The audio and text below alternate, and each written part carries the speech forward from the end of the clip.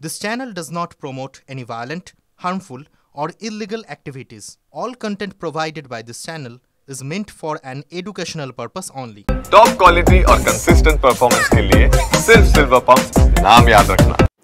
যে মঞ্চে হিন্দু ভোট এককাট্টা হওয়ার ডাক দিলেন শুভেন্দু অধিকারী, সেই মঞ্চে সবাইকে নিয়ে চলার ডাক বিজেপির সদ্য দায়িত্বপ্রাপ্ত সভাপতি শ্রমিক ভট্টাচার্যের। বিজেপির লড়াই মুসলিমদের বিরুদ্ধে নয়, আমরা হাতের পাথর কেড়ে বই ধরাতে চাই, তরোয়াল কেড়ে কলম ধরাতে চাই।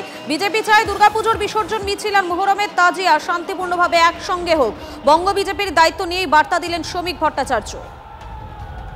লড়াই কোনো মুসলমানের বিরুদ্ধে নয়। হ্যাঁ, আমরা লড়াই করছি আপনাদের বিরুদ্ধে, কারণ আপনাদের বাড়ির ছেলেরা যারা হাতে পাথর নিয়ে ঘুরছে, আমরা ওই পাথরটাকে কেড়ে নিয়ে ওখানে বই ধরিয়ে দিতে চাই। মরছে মুসলমান, মারছে মুসলমান। কারা এই অবস্থা তৈরি করলো?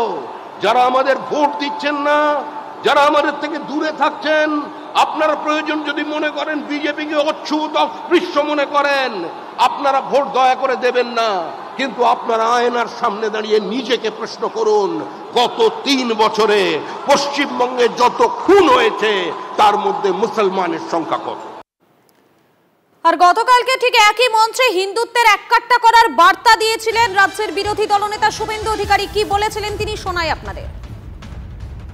শক্তিশালী সংগঠন, হিন্দু জনতার সংযুক্তিকরণ এবং সংকল্পপত্র নিয়ে আমরা নামবো। 4 থেকে 5% ভোটের দরকার আছে। গত লোকসভা ভোটে 68% হিন্দু ভোট দিতে গেছে। আপনারা এখন থেকে বুথকে শক্তিশালী করুন। সংখ্যালঘু ভোট নিয়ে বঙ্গ বিজেপির অবস্থান কি? হিন্দুত্বের হার্ডলাইন নয়, শ্রমিকের মধ্যপন্থায় সায় দিলেন এবারে দিলীপ ঘোষ।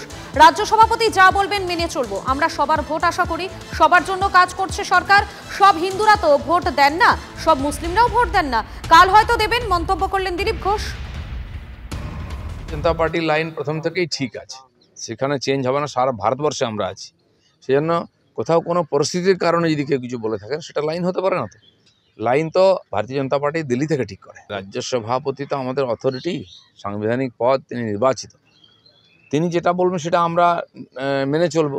কিন্তু কোনো ঘটনা, কোনো পরিপ্রেক্ষিতে একাধিক নেতা একাধিক বক্তব্য রাখতে পারে। পার্টি বসে বিবেচনা করবে কি করবে, ভোট দেবে কিনা মুসলমানরা ঠিক করবে। আমরা তো ভোট সবার আশা করব, কাজ সবার জন্য করছি, সবকা সাথ সবকা বিকাশ। সব হিন্দুরা আমাদের ভোট দেয় না, সব মুসলমানরাও দেয় না, দেবে কালকে। রাজনৈতিক দ্বিচারিতা করছে বিজেপি, কে ঠিক বলছেন? বিরোধী দলনেতা না নতুন রাজ্য সভাপতি? প্রশ্ন তুলল এবারে তৃণমূল। বিলম্বিত বোধোদয় কটাক্ষ তৃণমূল মুখপাত্র সমীর চক্রবর্তী। বিলম্বিত বোধোদয়, তাহলে কে ঠিক বলছেন? বিরোধী দলনেতা না নতুন রাজ্য সভাপতি বিজেপি? ওদের তো নিজেদের মধ্যে হয় তারা দ্বিচারিতা করছেন যে একজন বিরোধী দলনেতা তিনি মুসলিম বিরোধী কথা বলবেন, আরেকজন যিনি সভাপতি হবেন তিনি গোলাপ ফুল দেবেন। এটা তো রাজনৈতিক দ্বিচারিতা বলে আমি মনে করি। সাম্প্রদায়িকতার বিরুদ্ধে একটু কথা বলুন না, ভদ্রলোক জানতাম তো ওনাকে। স্কুলে শিক্ষা ব্যবস্থা বন্ধ হয়ে যাচ্ছে, কলেজ বন্ধ হয়ে যাচ্ছে, পড়াশোনা বন্ধ হয়ে যাচ্ছে। যেখানে কলম ধরার কথা, যেখানে স্বাক্ষর করার কথা, যেখানে শিক্ষা চালানোর কথা, সেভাবে কোনো কথা বলছেন না কেন? হিন্দু মুসলমান ছাড়াও তো কিছু রাজনীতির বিষয় আছে, সেটা একটু করুন না। বিজেপি কর্মী অভিজিৎ সরকার খুনে সিবিআইকে বিস্ফোরক বয়ান। নিহতের দাদার অভিযুক্তদের সাহায্যে ঘটনাস্থল থেকে প্রমাণ নষ্টের অভিযোগ নারকেলডাঙ্গা থানার তৎকালীন ওসি শুভজিৎ সেনের বিরুদ্ধে।